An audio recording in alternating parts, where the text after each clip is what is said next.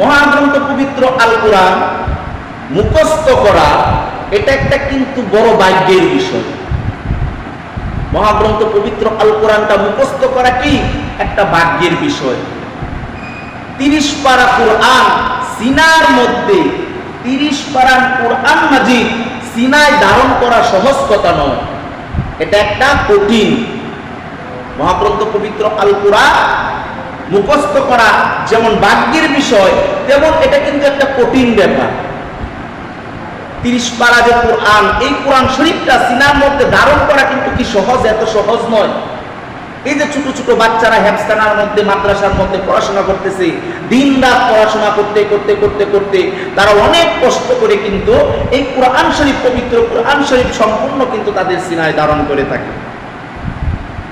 কিন্তু আমাদের অনেকেরই মন চায়, মন চায় যাতে সহজে আমরা কোরআন মুখস্থ করতে পারি। এইরকম মন কিন্তু মনে কিন্তু আমাদের চায়, এইরকম মনে কিন্তু আমাদের চায় যে আমরা সহজে যেন কোরআন শরীফ মুখস্থ করতে পারি।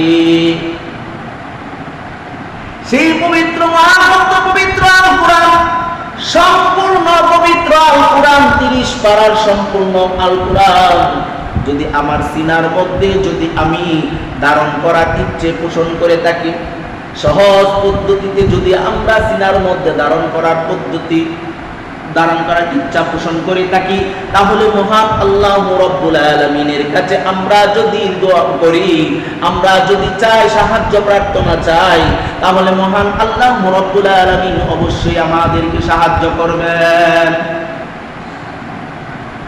সেই পবিত্র কোরআন, মহাগ্রন্থ পবিত্র কোরআন সিনার মধ্যে সহজেই ধারণ করার জন্য কিছু আমল আছে, কিছু কাজ আছে। সেই আমল বা কাজটা যদি আমরা করতে পারি, তাহলে মহান আল্লাহ রাব্বুল আলামিন সেই আমলের আমল এবং কাজের প্রতি খুশি হয়ে আপনি আমাকে মহাগ্রন্থ পবিত্র আল কোরআন সহজে মুখস্থ করার তৌফিক দান করবেন। সেই আমলটা কি? সেই আমলটা হচ্ছে মহাগ্রন্থ পবিত্র আল কোরআনের মধ্যে সূরা মুদাসসির নামে একটা সূরা আছে। সূরা মুদাসসির নামে কি আছে? একটা সূরা আছে। সেই সূরা মুদাসসির তেলাওয়াত করে, সেই সূরা মুদাসসির তেলাওয়াত করে আল্লাহ তাআলার কাছে দোয়া করব। সেই সূরা মুদাসসির তেলাওয়াত করে যদি আল্লাহ তাআলার কাছে দোয়া করতে পারেন, ইনশাআল্লাহ মহান আল্লাহ রাব্বুল আলামিন আপনাদের দোয়া কবুল করে নেবেন এবং কোরআন শরীফ, মহাগ্রন্থ পবিত্র আল কোরআন মুখস্থ করা সহজ হয়ে যাবে।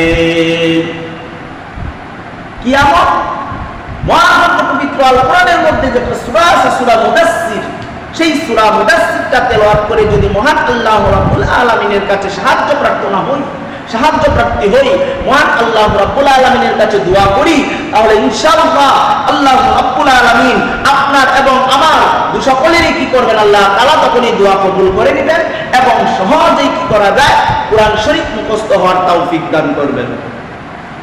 তো বন্ধুগণ আমার, মহান আল্লাহ রাব্বুল আলামিন যেন আমাদের সকলকেই যেন এই আমলটা করে কোরআন শরীফ, পবিত্র মহাগ্রন্থ পবিত্র আল কোরআন শরীফ সহজ মুখস্থ করতে পারি, সেই তৌফিক যেন মহান আল্লাহ রাব্বুল আলামিন আমাদের সকলকেই দান করেন।